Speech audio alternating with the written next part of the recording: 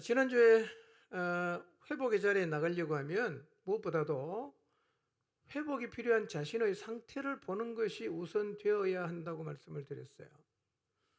여러분 자신의 모습을 한번 하나님 앞에서 돌아보셨습니까? 근데 내가 정말 회복이 필요하구나 라는 사실을 여러분이 좀 깊이 인식을 하게 되셨나요? 여러분, 내가 회복이 필요한데 내가 회복이 필요하다는 사실을 모르면 교회를 나와도 회복이 안 됩니다. 회복이 필요하다는 걸 알아야 그때부터 회복이 돼요. 그러니까 자신의 영적인 상태의 어떠함을 아는 것은 매우 중요합니다. 부활의 놀라운 소식을 듣고도 믿지 않고 주님 부활하신 그 대단한 날에 울고 슬퍼하고, 부활의 소식을 듣고 직접 무덤에 찾아가서 빈 무덤인 걸 확인하고 집에 가버리고, 또 빈 무덤임을 확인하고 믿는다고 말해놓고 또 그냥 집에 가버리는 이런 무덤덤한 모습이 우리 안에 없는지를 잘 살펴야 합니다. 이런 얘기입니다. 어떤 얘기를 들어도 반응이 없는 거예요. 여러분, 로또 걸렸다 무덤덤하게 그래? 이럴 수 있나요? 아니죠.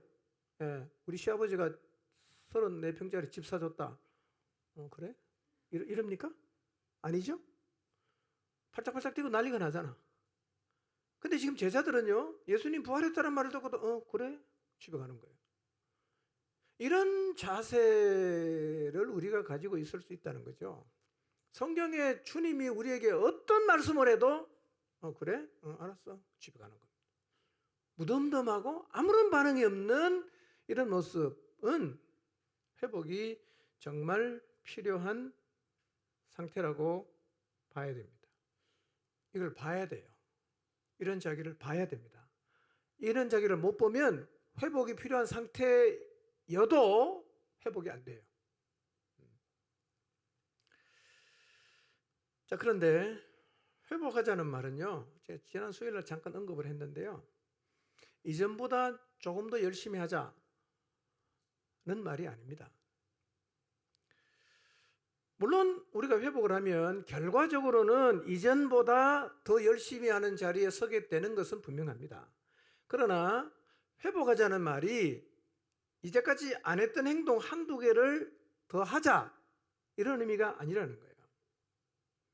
여러분, 행동 하나 늘리는 거는 금방 할 수 있어요. 예를 들면 내가 주일 예배 때 맨날 지각했다. 다음 주부터 지각 안 해야지. 그래서 지각을 안 했어요. 그거는 맘만 먹으면 금방 할 수 있는 겁니다. 회복이라는 것은 그런 의미는 아니에요. 물론 회복하면 변하죠. 바뀌어지는 게 있습니다. 근데 회복은 행동 하나가 겉으로 바뀌는 게 아니라 내면에서 엔진에 시동이 걸려갖고 속에서부터 변화되어 나오는 것이 이게 회복이에요. 이런 회복을 우리가 경험해야 합니다. 그래서 이런 회복을 위해서는 최소한 걸려야 하는 시간이 있어요. 최소한 걸려야 하는 시간. 그러니까 마음이 급하다고 회복이 금방 되는 건 아닙니다. 제대로 회복되려고 하면 시간이 필요합니다. 자, 회복한다는 것은 이렇게 한번 생각을 해보세요. 어떤 사람이 심장에 큰 문제가 생겨서 수술을 했어요. 여러분, 심장 수술은 갈비뼈를 이렇게 벌려놓고 심장을 끄집어내갖고 수술하는 거거든요. 이게 진짜 무시무시한 수술입니다. 자, 이제 심장 수술을 하고 이제 닫았어요. 이 사람이 회복의 자리에 내일 당장 나갈 수 있나요? 안 되죠. 심장 수술해갖고 회복의 자리에 나가려고 하면 뭐가 필요합니까? 시간이 필요합니다.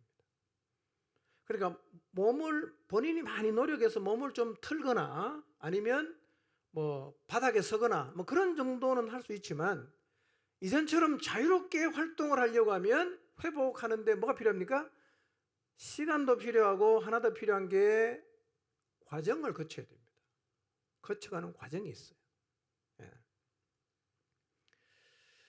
그래서 오늘은 이 회복의 과정을 어떻게 밟아갈 수 있는가, 어떻게 하면 회복할 수 있는가, 이 과정에 대해서 말씀을 좀 상고하려고 합니다. 자, 설교 제목을 먼저 한번 읽어보겠습니다. 시작. 네, 어디서부터 읽어야 되는지 순간적으로 헷갈리시죠? 다 읽어야 됩니다. 다시 읽겠습니다. 시작.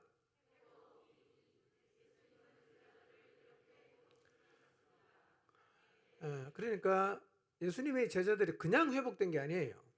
주님이 회복을 시켜 나가신 과정이 있어요. 그 과정을 밟아서 회복이 됐어요. 주님은요, 우리도 그 과정을 밟게 하십니다. 그 동시에 이것은 사람은 이렇게 회복시킬 수 있는구나라는 것을 배울 수도 있어요. 근데 오늘은 사람을 이렇게 회복시킬 수 있구나의 측면이 아니라 주님이 나를 이렇게 회복시키겠구나의 차원에서 말씀을 받으시기를 바랍니다. 누구를 돕겠다가 아니라 나부터 회복이 돼야 되니까 내가 이런 식으로 회복이 되는구나, 그런 관점으로 말씀을 들으시기를 바랍니다. 부활하신 후에 주님이 제자들을 회복시키기 위해서 하신 일이 있는데 크게 두 가지로 나눌 수 있어요. 하나는 뭐냐면 제자들을 회복시키기 위해서 예수님이 하신 일이 있어요. 그 다음 또 하나는 제자들을 회복시키기 위해서 제자들에게 하라고 시킨 일이 있어요. 두 가지가 있습니다. 주님이 제자들을 회복시키기 위해서 하신 일이 있고, 그 다음에 회복이 필요한 제자들에게 주님이 하라고 시킨 일이 있습니다. 두 개가 다 있어요. 자, 오늘은 그 중에 먼저 예수님께서 제자들을 회복시키기 위해서 하신 일이 뭔가, 그거를 먼저 생각해 보겠습니다. 크게 두 가지가 있는데요. 오늘 한 가지만 말씀드리고 다음 주일 계속 이어서 제가 말씀을 드리도록 하겠습니다. 그런데 제자들을 회복시키는 과정을 보면 주님이요, 무턱대고 하시지 않으셨어요. 치밀한 계획을 갖고 일을 진행하셨다는 것을 알 수가 있어요. 낙심하고 완전히 그냥 풀썩 주저앉아 버린, 그리고 두려움에 떨고 있는, 불안감에 떨고 있는 제자들을 회복시키기 위해서 처음부터 그분은 계획을 가지고 움직이셨거든요. 근데요, 중요한 건 우리에게도 똑같이 그렇게 하십니다.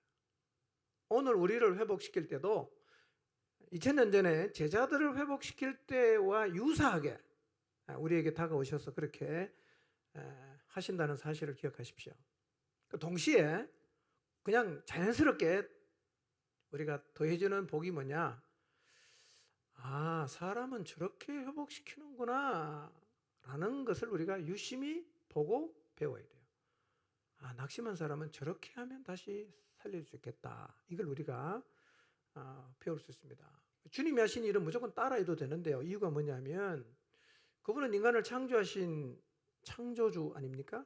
그 인간의 영혼, 몸 모두를 너무 잘 아시는 분이에요. 그러니까 그분이 하신 방법은 무조건 옳다고 봐도 돼요. 무조건 옳아요. 다 알고 하는 거기 때문에. 그러니까 그분이 하신 방법은 우리가 보고 배우고 따라해야 됩니다. 모방이에요. 그대로 따라하면 돼요. 이유를 몰라도 괜찮습니다. 그냥 하면 나중에 이유를 알게 되기도 합니다. 자, 예수님께서 제자들을 회복시키기 위해서 하신 일이 뭔가?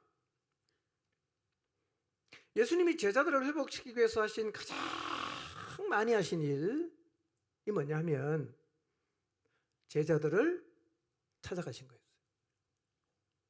제자들을 찾아가신 것. 그러니까 부활 이후의 행적이 마가복음 16장, 누가복음 24장, 요한복음 20장, 21장에 기록되어 있는데요. 한번 읽어보세요. 찾기 쉬운 게 복음서 항상 맨 뒤쪽입니다. 마태복음에는 별로 없어요. 마가복음, 누가복음, 요한복음 맨 뒷장에 있는데요. 그 내용을 쭉 읽어보세요. 뭐 하셨는가? 전부 찾아간 얘기입니다. 여기 찾아가고 저기 찾아가고 이 사람 찾아가고 저 사람 찾아가고, 이게 주님께서 부활하신 다음에 제자들을 회복시키기 위해서 하신 일의 거의 전부라고 해도 틀린 말이 아닙니다. 많이 찾아가셨어요. 그러니까 사람을 회복시키는 최고의 방법이 뭐냐? 찾아가는 거예요. 그러니까 나도 찾아가야겠다 이런 도전을 오늘은 받지 마시고 어떤 데 도전을 받아야 됩니까? 나한테도 찾아오시겠구나 이런 도전을 받아야 됩니다.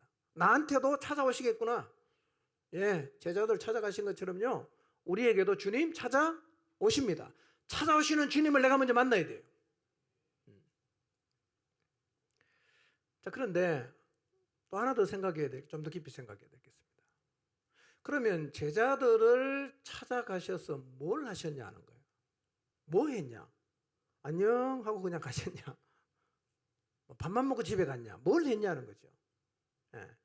그런데 성경을 잘 읽어보면 주님이 제자들을 만나서 하신 일이 몇 가지 돼요. 몇 가지 됩니다. 이것도 굉장히 중요한 겁니다. 우리에게도 그렇게 하십니다. 우리에게도. 주님께서 제자들을 만나서 하신 일을 구분하는 방법에 따라 다르겠지만 오늘 제가 한 5가지로 정리해서 말씀을 드릴 텐데요. 이 방법을 통해서 실제로 제자들을 다 회복시켰어요.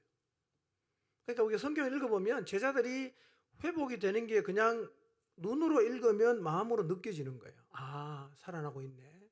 살아나고 있네. 회복되고 있네. 이게 느껴진단 말이에요. 자, 낙심한 제자들을 찾아가신 예수님이 가장 많이 한 게 뭐냐? 찾아가서 뭐 했냐?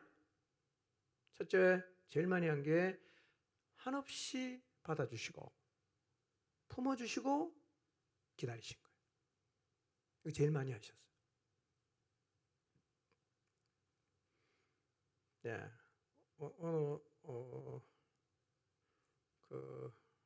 광고에 나온 문구랑 비슷하죠? 주님은 진짜 묻지도 따지지도 않았어요. 아무것도 묻지 않습니다. 아무것도 안 따져요. 아무런 지적도 안 합니다. 그냥 다 받아줬어요. 다 받아줬습니다. 자, 가장 먼저 찾아가 만나주신 사람이 부활의 날에 막달라 마리아를 주님이 만나주셨는데요. 이 막달라 마리아가 왜 무덤에서 자꾸 서성대고 있습니까? 막달라 마리아가 주님의 시신에다가 향품 바르려고 그 향품 들고 왔다 갔다 하는 거예요. 그러니까 걱정이 뭐냐? 그 돌을 누가 옮겨내냐 하는 거예요. 저 돌을 옮겨내야 갖다 바르는데 돌이 너무 무거운 거니까 1톤이 넘으니까 사람 힘으로, 여자 힘으로 특히 못 움직이거든요. 그런 걱정을 하고 왔는데 보니까 그냥 다 돌문 열려 있단 말이에요. 그 주님이 그 마리아를 만나 주셨는데요. 예수님께서 마리아에게 야, 그 뭐냐 그거 향품인데요. 그거 왜 들고 왔어? 너 내 살아난다 소리 못 들었어? 쓸데없는 짓 했구나. 뭐 이렇게 대화가 갈 수도 있지 않겠어요? 아무 얘기도 안 하십니다. 주님. 아무 얘기도 안 하시고 그냥 만나 주십니다. 그러니까 주님은 실망하고 낙심한 이들을 있는 그대로 받아요. 그리고 그냥 기다립니다. 여러분, 기다리면 살아나요. 많은 경우는. 기다리면 살아납니다. 그러니까 받아주고 기다려주는 일은 회복의 자리로 나가는 매우 중요한 과정입니다. 주님은요, 우리에게도 그렇게 하세요. 우리에게도 그렇게 하십니다. 주님이 그냥 오면 나한테 막 책망하고 너 정신 차려라 뭐 이렇게 얘기하고, 그래 주님이 혹시 무서워서 못 나가시는 분이 계실지 모르겠는데요. 여러분, 그런 마음을 갖고 있는 사람은 주님이 만나면 아무 말도 안 합니다. 왔니? 안아주십니다. 그게 주님이세요. 받아주고 기다려주는 것. 이것은 회복의 자리로 나가는 매우 중요한 과정입니다. 자, 마가복음 16장 12절 한번 볼까요? 읽겠습니다. 시작. 그 후에 그들 중 2사람이 걸어서 시골로 갈 때에 예수께서 다른 모양으로 그들에게 나타나시니. 자, 이 2사람은 앞에부터 읽어보면 주님이 부활하셨다는 소식을 들은 사람이에요. 듣고 지금 낙심해서 낙향하고 있죠. 그러면 사실은 믿음이 형편없잖아요. 그렇죠? 그럼 주님이 어떻게 합니까? 이런 제자를 포기하지 않으시고 다른 모양으로 찾아가세요. 그리고 결국 이들을 회복의 자리에 세우셨어요. 이 사람들은 엠마오로 내려가다가 다시 예루살렘으로 올라갔어요. 주님 뭐 했냐? 물론 이제 그 전체를 읽어보면 주님 몇 가지 하신 일이 있지만요. 일단 주님은 제자들 어떻게 했어요? 받아줍니다. 받아주셨어요. 자, 요한복음 20장 19절 20절을 보면 읽지 않겠습니다. 안식 후 첫날 언제입니까? 때가 저녁이죠. 이 중요한 거죠. 안식 후 첫날 저녁은 부활하신 날 저녁이에요. 주님 부활하신 그날 저녁이에요. 근데 이 사람들은요, 이날 새벽에 막달라 마리아를 통해서 뭘 들었습니까? 주님이 부활하셨다는 소식을 들었고, 그 중에 2명은 무덤에까지 가갖고 빈 무덤인 것을 확인했습니다. 그 지금 어디 있죠? 유대인이 두려워갖고 한데 모여갖고 문 잠그고 앉아 있잖아요. 그러니까 이런 제자들의 모습은 사실은 기대에 미치지 못하는 모습이죠. 3년을 데리고 다니면서 훈련시켰는데 부활을 자기 눈으로 확인하고도 일어서지 못하고 있어요. 이 제자들의 모습은 사실은 실망스럽죠. 또 안타깝기도 하겠죠. 또 주님은 좀 화도 났을지 몰라요. 이놈 인간들 이거 어떻게 되나 이거. 근데 주님은요, 이 제자들을 찾아가요. 그리고 아무런 내색도 안 하십니다. 이렇게 말씀하십니다. 너희에게 평강이 있을지어다. 그리고 다시 손을 보여줍니다. 봐라. 옆구리 보여줍니다. 봐라. 나 예수야. 그렇게 말했어요.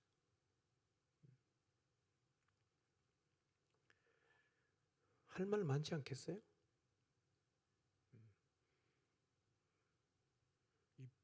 이 쫙 나오는 거지. 쫙 아무 얘기도 안 합니다. 자, 요한복음 21장에 보면 8명의 제자가 디베랴 바닷가에 고기를 잡으러 갑니다. 자, 디베랴 바닷가에 와 있다는 얘기는 지금 제자들이 어디 와 있다는 말이냐면 갈릴리에 와 있다는 거예요. 이제는 어디 있었어요? 예루살렘에 있었어요.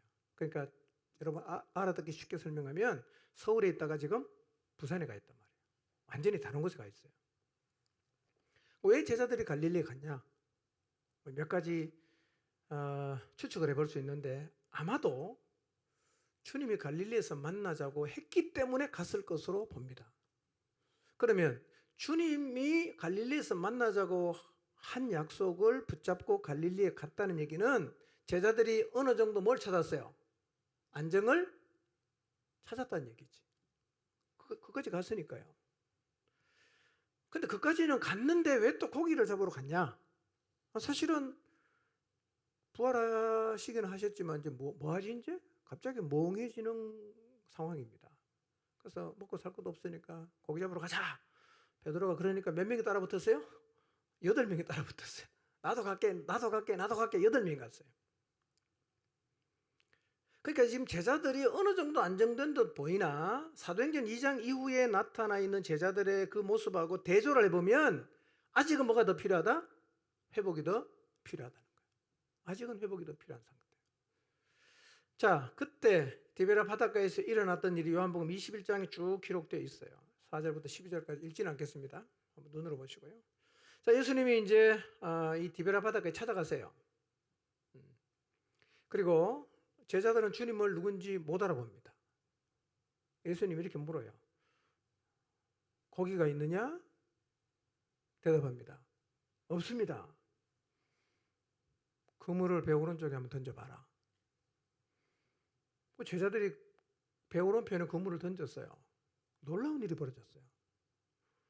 이 그물을 덜 수 없을 정도로 엄청난 고기가 잡힌 거예요. 대충 이 정도 되면 직감하겠죠? 요한이 딱 직감한 겁니다. 주님이시다. 그러니까 베드로가 옷 벗고 있다가 옷을 입더니만 바로 물로 뛰어내려가고 헤엄쳐서 가는 거예요. 베드로가 옷을 입었다는 말은 어부들이 고기 잡을 때 우통을 안 벗고 하거든요. 남자들. 벗고 하다가 이제 주님 만나러 가려면 좀 옷을 입고 가야 되잖아. 옷을 입고 이제 헤엄쳐 가는 거죠. 거리가 50간쯤 된다고 했는데요. 밑으로 환산하면 한 90m 정도 됩니다. 뭐 어부 출신이니까 그 정도는 뭐 수영해서 갈 수 있죠. 그 육지에 올라왔어요. 와보니까 뭐가 있냐면 숯불이 피워져 있는 거예요. 그 위에 고기가 얹어져 있어요. 그 옆에 뭐도 있냐면 떡도 있어요. 그 예수님이 이렇게 말씀하시는 거예요. 야, 방금 잡은 생선 좀 가져와라. 그래서 베드로가 다시 가서 그물을 끌어올리니까요. 고기가 153마리인데요. 크기가 얼마나 했을까요? 멸치만한 거 153마리인데 뭐 그물 끌어올리기 힘들고 그러진 않겠죠? 멸치 153마리는 뭐 간단하게 들 수 있습니다. 아마 고기가 좀 컸겠죠? 그물이 들기가 힘들 정도로 무거웠으니까요. 뭐 제자들이, 예수님이 제자들에게 말합니다. 얘들아, 아침 먹자, 와라. 다 불렀어요. 그리고는 주님이 떡을 갖다 주는 거예요. 고기도, 야, 베드로 너 먹어봐. 안드레 너 먹어봐. 이렇게 주시는 거예요. 여러분 분위기를 한번 보세요. 미래를 아직 확신하지 못해서 또 디베랴 바닷가에 고기를 잡아간 제자들에게 주님은 한마디도 책망을 안 합니다.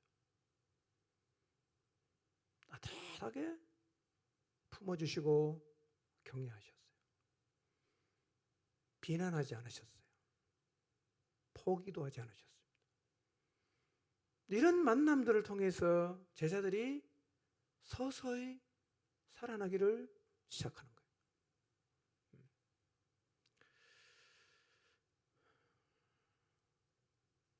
우리에게도 주님이 그렇게 하십니다.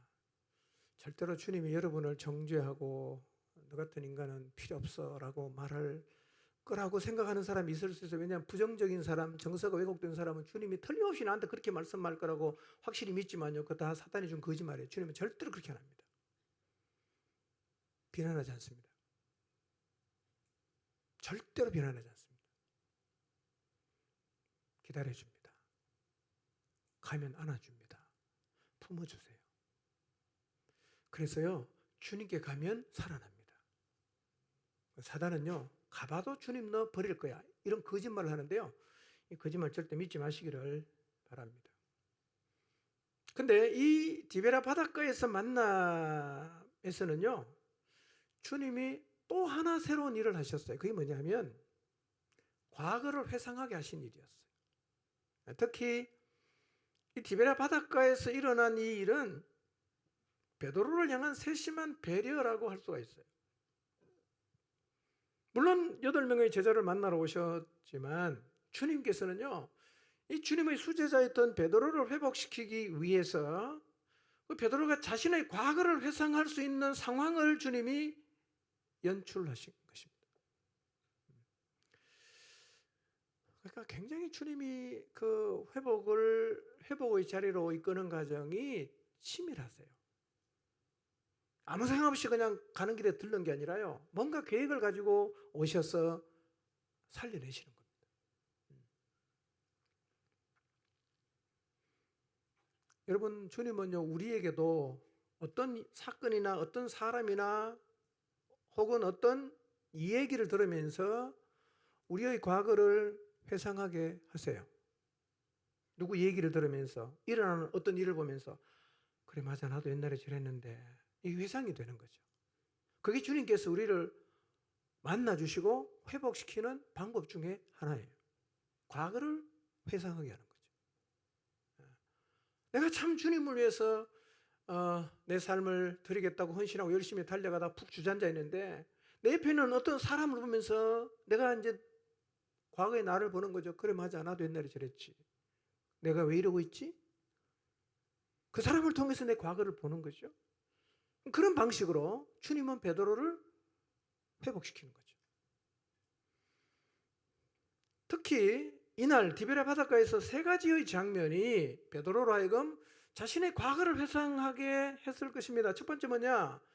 밤새도록 고기를 못 잡다가 그물이 찢어질 정도로 고기를 많이 잡았잖아요.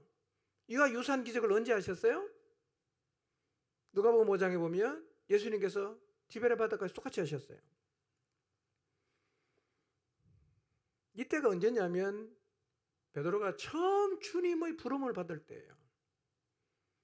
근데 오른쪽에 그물을 던졌더니만 고기가 엄청나게 잡혔어요. 뭔 생각이 나겠어요, 베드로가? 그때 생각 안 나겠어요?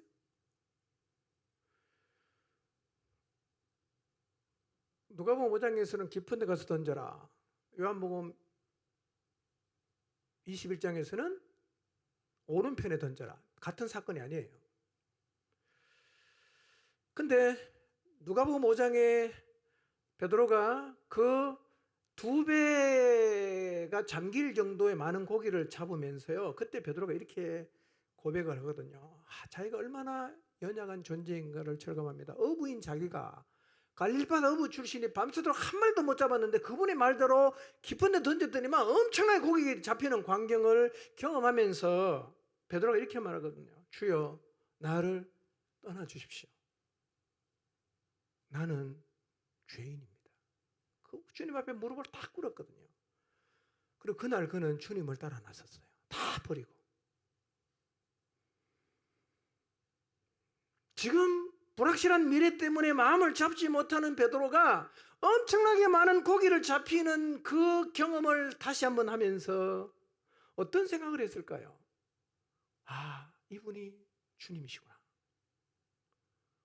내가 이분에게 인생을 맡겨도 되는데 내가 왜 이러고 있지? 이런 생각을 자연스럽게 하게 되지 않았겠습니까? 두 번째는 생선과 떡이에요. 6시에 올라와 보니까 주님이 숯불을 피워놓고 거기에 생선 올리고 떡을 가지고 아침 식사를 준비해 두셨는데, 이 생선과 떡은 어디에 나오는 메뉴입니까? 식당에서 나오는 메뉴가 아니고 베세다 광야 오병이어에 할 때 이 오병이어 떡 5개, 물고기 2마리가 나오지 않습니까? 그 예수님께서 이 오병이어의 기적을 행하시면서 요한복음 6장에 뭐라고 말씀하십니까? 내가 하늘에서 내려온 산떡이다. 나를 먹으면 내가 영원히 살리라. 이 얘기했거든요. 그때는 제자들이 그 말이 뭔 말인지 몰랐어요. 근데 아마 그 동일한 장면, 주님이 떡도 주시고 그 다음에 고기도 주시는 그 장면 앞에서 아마 주님의 그 말씀이 베드로에게 생각이 났겠죠. 저분이 우리에게 생명을 주시기 위해서 자신의 몸을 내주신 주님이시구나. 이러면서 막 가슴이 뭉클하지 않겠어요? 내면이 살아나는 거죠. 세 번째 장면은 숯불이죠, 숯불. 여러분, 베드로가 예수님이 잡혀갔을 때 다른 제자는 다 도망갔는데 2명은 따라갔어요. 제사장집까지. 누가 갔습니까? 베드로하고 요한이에요. 요한은 집안이 좀 괜찮아갖고 예루살렘의 유지들을 좀 많이 알고 돈도 좀 있는 사람이었는데, 베드로는 그냥 갈릴리 사람이니까, 그래서 그 요한이 말을 잘해갖고 이제 베드로도 대제사장의 뜰 안으로 들어갔어요. 그 들어가니까 사람들이 겨울이라 추워서 뭘 피워놨어요? 모닥불 피워놨거든요. 근데 베드로도 추우니까 불을 쬐면서 그때 베드로가 뭐 했죠? 선생님을 3번 부인했잖아. 숯불만 보면 생각나죠. 내가 주님 3번 부인했는데. 베드로가 나가서 통곡하며 울잖아요. 그 기억이 숯불만 보면 아마 어쩌면 베드로에게 생각났을 수 있어요. 그런데요, 그 숯불 앞에서 예수님께서 베드로에게 이렇게 물어요. 요한의 아들 시몬아, 내가 이 사람들보다 나를 더 사랑하느냐? 물었어요. 근데 한 번 묻는 게 아니라 몇 번 물어요? 3번 물으니까 베드로의 가슴이 철커덕 내려앉습니다. 왜? 숯불 앞에서 예수님 3번 부인했는데 주님이 숯불 앞에서 3번 니나 사랑하니? 라고 물으니까요. 그 자리에서 아마 베드로는 자기가 주님을 부인했던 때가 생각이 났겠지요. 그런 자기의 모습이 너무 부끄럽고 죄송했을 것입니다. 그러면서 부활하신 주님 앞에서 베드로가 생각했을 것입니다. 이분이 하나님의 아들인 게 확실하구나. 그리고 신앙의 자세를 가다듬을 것입니다. 여러분, 그래서 요한복음 21장을 읽어보세요. 예수님께서 베드로에게 네가 나를 사랑하느냐 3번 물은 다음에요, 주님이 베드로를 다시 초청합니다. 너는 나를 따르라. 그리고 베드로는 2번째 주님의 초청에 응해요. 지금 베드로가 어떻게 되고 있죠? 살아나고 있어요. 살아나고 있어요. 그러니까 베드로를 회복시키기 위해서 주님께서 매우 감동적인 세심한 환경을 이렇게 만들어 가고 계세요. 여러분, 주님은 이런 방식으로 우리에게 찾아오십니다. 여러분 살다가 여러분의 과거를 회상하면서 지금 여러분의 모습을 보게 되는 어떤 상황이나 뭐 말이나 사람을 만난다면 그것이 내게 찾아오셔서 말씀하시는 주님의 말씀하심이라고 생각하셔야 합니다. 세 번째로 주님은요, 여러 번 찾아가셨어요. 여러 번. 네, 이게 참 중요한 얘기입니다. 누가복음 24장에서 엠마오로 내려가던 제자들 예수님 찾아가시고 회복시키시고 예루살렘으로 올라갔어요. 자, 누가복음 24장 33절 34절 한번 읽어볼까요? 읽어보겠습니다. 시작. 곧 그때로 일어나 예루살렘에 돌아가 보니 11제자 및 그들과 함께 한 자들이 모여 있어 말하기를 주께서 과연 살아나시고 시몬에게 보이셨다 하는지라. 자, 엠마오로 내려가던 두 명이 어디로 갔어요? 예루살렘으로 갔거든요. 가보니까 11명의 제자하고 함께 하던 사람이 다 모여 있는데 이제 간증을 하는 겁니다. 34절에 뭐라고 간증합니까? 주님이 과연 살아나시고 누구한테 보였다? 베드로에게 보였다, 시몬에게 보였다, 이렇게 얘기를 하는 거예요. 그리고 35절에 보면 두 사람, 엠마오로 내려갔다가 돌아온 두 사람도 길에서 된 일과 예수님이 떡을 떼실 때 눈이 밝아져서 부활하신 주님을 만난 얘기를 거기서 했어요. 간증했단 말이에요. 자, 그 다음에 36절을 보세요. 그 얘기를 하고 있을 때 누가 다시 오셨어요? 주님이 다시 오셨어요. 그 자리에. 그 얘기는 누가 있어요? 엠마오로 내려가던 두 명의 제자도 거기 같이 있고, 또 누가 있어요? 베드로도 같이 있고, 다 같이 있는 거죠. 그러니까 주님은 한 번만 딱 만나고 끝, 이게 아니었어요. 두 번이고 세 번이고 계속해서 찾아가셨어요. 계속 찾아가셨어요. 여러분, 사람은 한 번 만난다고 다 회복시킬 수 없어요. 주님이 그렇게 하셨어요. 주님이 여러 번 만나셨다면 우리는 좀 실력이 많이 떨어지니까 훨씬 더 많이 만나야 되지 않겠습니까? 같은 사람을 반복해서 주님이 만나신 것을 보면 한 사람을 회복의 자리에 세우는 데는 뭐가 필요하다? 여러 번의 만남이 필요하다는 사실을 우리가 알아야 돼요. 근데 주님은요, 우리도 여러 번 찾아오십니다. 여러 번 찾아오세요. 이 거듭된 만남을 통해서 만났던, 주님을 만났던 제자들이 회복이 되기를 시작했을 것입니다. 자, 요한복음 20장 26절에서 29절인데요. 26절 앞에만 읽어보겠습니다. 여덟해를 지나서만 시작. 자,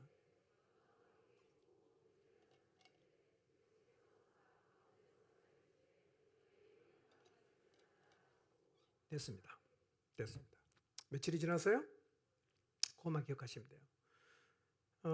그러니까 8일 전에 언제냐면 부활하신 그날이에요. 그날 저녁에 예수님께서 10명의 제자가 있는데 찾아가셨어요.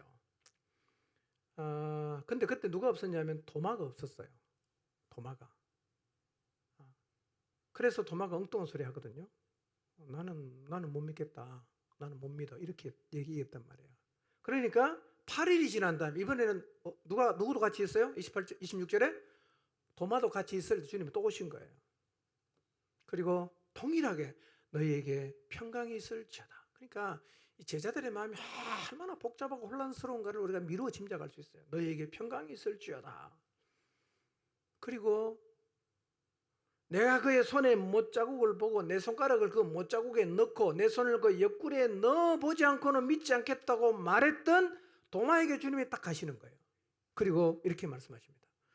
내 손가락을 이리 내밀어 내 손을 보고 내 손을 내밀어 내 옆구리에 넣어봐라. 도마한테. 그리고 한마디 더 하십니다. 믿음 없는 자가 되지 말고 믿는 자가 되어라. 이렇게 말씀을 하셨습니다. 여러분, 거듭 주님이 찾아가시고 도마에게 나는 넣어보지 않고는 못 믿는다 라고 말을 하니까 도마야 한번 넣어봐라. 그렇게 말씀을 하시면서 자기를 확인시켜 주었을 때 도마가 회복이 돼요. 그때 도마가 신앙 고백을 합니다. 뭐라고 고백합니까? 나의 주님이시여 나의 하나님이십니다. 살아난 거죠. 이렇게 회복이 됐어요. 주님은 이 만남을 통해서, 반복된 만남을 통해서 그분의 제자를 하나씩 지금 살려가고 계십니다. 여러분에게도 그렇게 반복해서 찾아오실 거예요. 그리고 하나 기억해야 될 것, 우리도 사람을 회복시키려고 하면 여러 번 가서 만나야 됩니다. 한 번 만나고 끝내시면 안 돼요. 주님이 우리에게 가르쳐준 본이에요. 자, 네 번째, 주님 만나서 뭐 하셨는가? 네 번째 하신 일은 가르치는 일을 하셨어요. 가르치는 일. 자, 누가복음 24장 27절과 32절을 한번 읽어볼까요? 시작. 이에 모세와 모든 선지자의 글로 시작하여 모든 성경에 쓴 바 자기에 관한 것을 자세히 설명하시니라. 그들이 서로 말하되 길에서 우리에게 말씀하시고 우리에게 성경을 풀어주실 때에 우리 속에서 마음이 뜨겁지 아니하더냐. 자, 모세와 모든 선지자의 글로 시작하여 모든 성경에 쓴 바 자기에 관한 것을 자세히 가르쳐 줬어요. 설명해 줬어요. 32절은 회상이에요. 나중에 눈이 밝아져서 그분이 예수님인 것을 알고 나서 두 명이 말하기를 길에서 우리에게 말씀하시고 우리에게 성경을 풀어주셨을 때 우리 마음이 뜨겁지 않았던가? 회상하면서 얘기하는 거예요. 여러분, 예수님은 제자들을 만나셨어요. 뭐 하시냐면 자기에 관한 말씀을 가르쳐 주셨어요. 우리도 만나면 이거 해야 되죠. 우리에게도 주님 그렇게 하실 거예요. 이 가르침을 통해서 두 제자가 회복이 되는 거죠.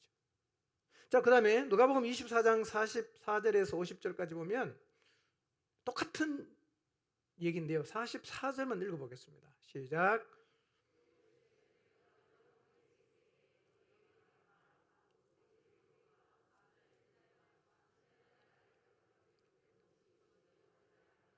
네.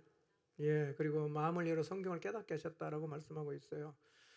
그럼 주님이 가르치셨는데요. 중요한 것은 새로운 사실을 가르친 게 하나도 없어요. 다 알고 있던 겁니다. 이미 가르쳤던 거예요. 이런 의미로 이해할 수 있어요.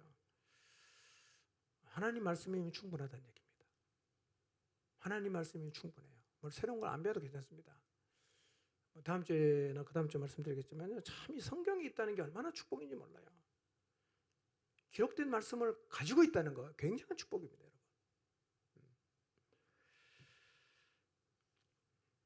자, 마지막 하나만 더 하겠습니다. 다섯 번째. 제자들을 만나서 뭐 하셨냐? 조금 분위기가 달라요. 지금까지와는 조금 분위기가 다른데요. 꾸짖으셨습니다. 책망했단 말이죠. 책망. 자, 근데 이 책망이라는 의미를 우리가 한번 자세히 살펴볼 필요가 있어요. 자, 마가복음 16장 14절 한번 볼까요? 읽겠습니다. 시작.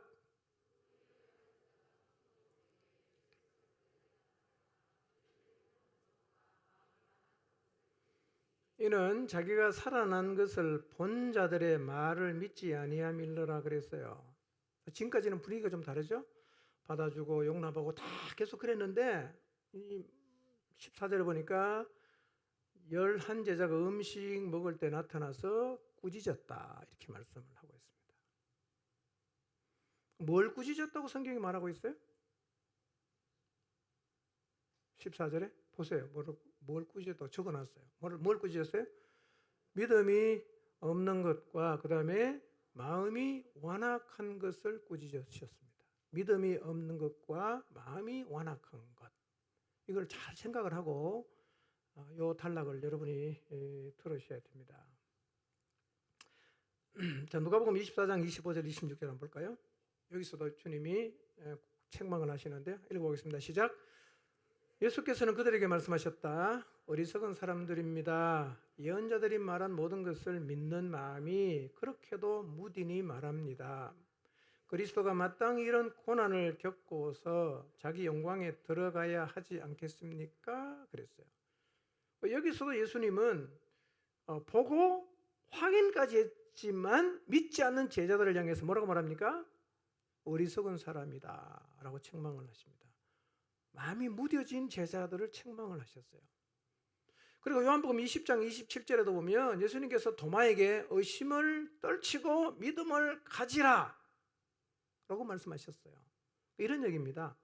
책망도 사람을 회복시켜 나가는 한 측면이 된다는 말이에요. 그러니까 중요한 건 이거예요. 우리는 책망하면 막 이제 욕하잖아요. 그럼 어떻게 책망했냐, 뭘 책망했냐, 이게 중요한 거죠.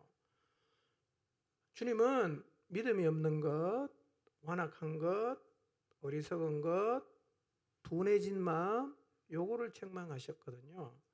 우리는 책망을 하는데 예수님하고 조금 다르게 책망을 잘 하잖아요. 저를 봐도 그렇고. 주님은 이렇게 책망하지 않았거든요. 제자들을 만나서 내가 잡힐 때 너희들 왜 도망갔어? 말해봐. 그리고 베드로, 너는 수제자라면서 대제사장의 집에 왔으면 남자답게 신앙의 절기를 지켜야지. 그렇게 나를 3번이나 부인해? 참 어리가 없다. 그러고도 너희가 어떻게 내 제자라고 할 수 있겠니? 3년을 가르쳤는데 너희들 수준이 겨우 그 정도밖에 안 되니? 나 정말 실망스럽다. 이런 너희들을 믿고 내가 어떻게 세상을 맡기겠냐? 다 집어치우고 여기서 끝내자. 이런 말을 하셨나요? 한마디도 안 했습니다. 이게 중요한 거예요. 우리는 책망하면요, 이런 말을 자꾸 끌고 들어가거든요. 여러분, 그래서 제가 목자들이 자주 하는 얘기가 있어요. 비장해지지 말라는 거예요. 비장해지면 양당하는 결단을 내려야 됩니다. 그만 보자든지 뭐 끝장을 보기 때문에요. 절대로 사역자는 비장해지면 안 됩니다. 비장해질 때는 어떤 결정도 하면 안 돼요. 그때 내린 결정은 거의 다 잘못된 결정입니다. 감정에 따라가는 거죠. 비장해지지 마십시오. 네. 우리가 주님을 위해서 순종할 때는 비장해져도 되지만 사람과의 관계에 있어서는 비장해지면 반드시 뭔가를 끝장을 내게 되기 때문에 조심해야 되죠. 주님은요, 믿음의 자리에 서지 못하는 게 안타까운 거예요. 믿음이 없는 게 안타까운 거예요. 마음이 무뎌져 있는 게 안타까운 겁니다. 마음이 둔해 있는 그 어리석음이 안타까운 거죠. 그것만 얘기했어요. 여러분, 책망은 필요합니다. 그러나 인신공격은 하시면 안 돼요.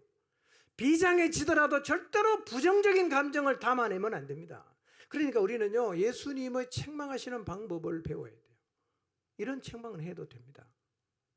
근데 우리의 감정이 담아서 인신공격하고 그 다음에 부정적 감정을 쏟아내는 책망은 하시면 안 돼요. 그거는 사람을 죽이는 거예요.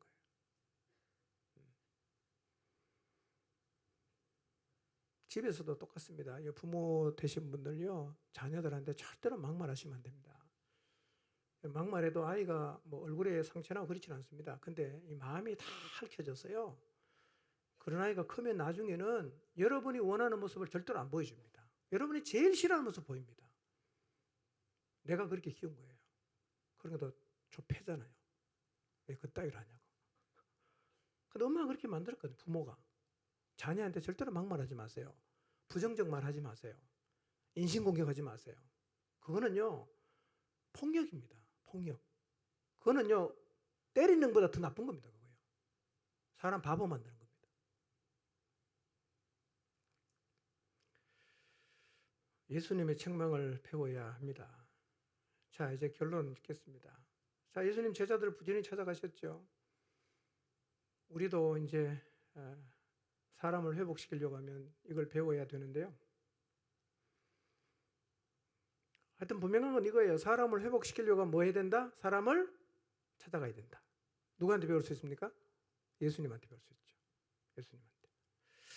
여러분, 혹시 그 당시에 핸드폰이 있었다면 예수님은 다 핸드폰으로 사역했을까요? 야, 베드로 어디야? 빨리 와. 이렇게 하셨을까요?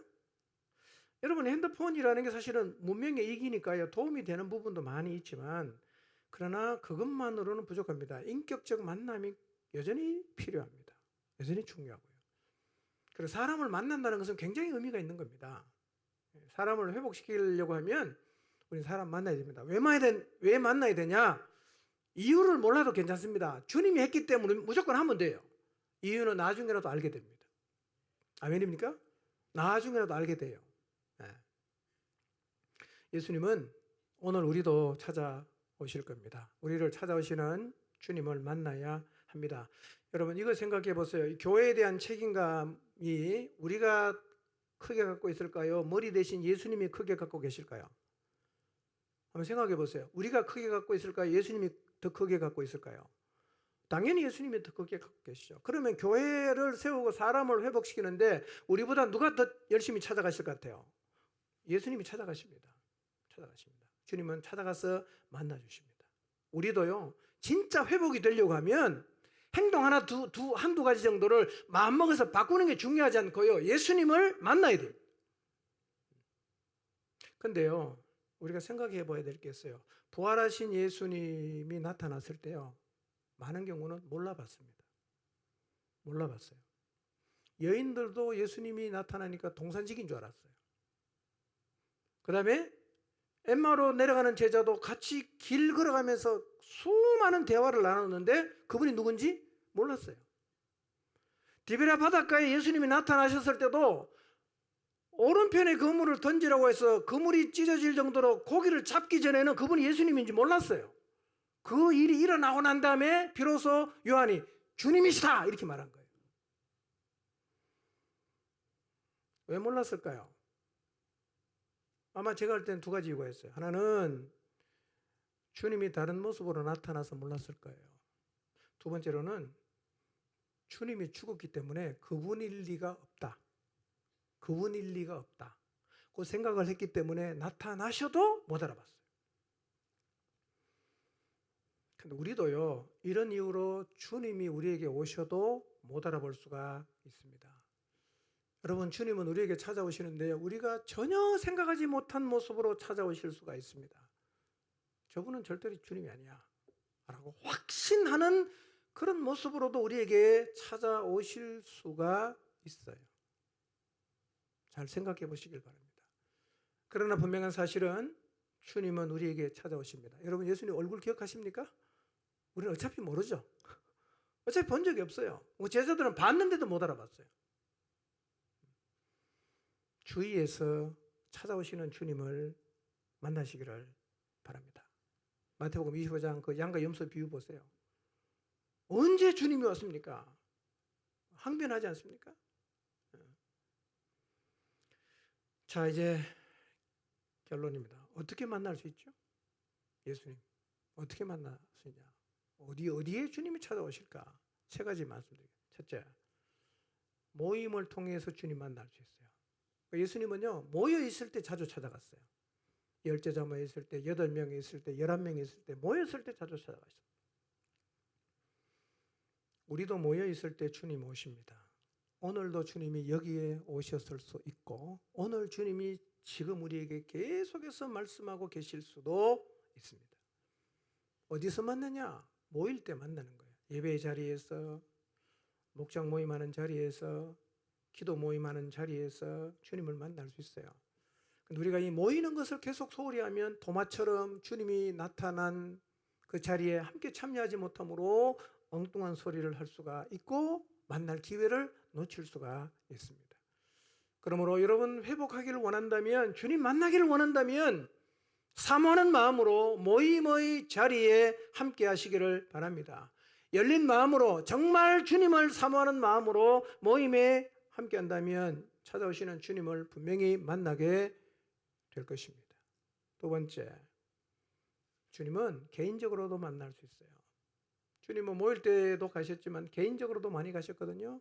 게바에게 개인적으로 가셨잖아. 엠마오로 내려가는 2명 찾아갔잖아.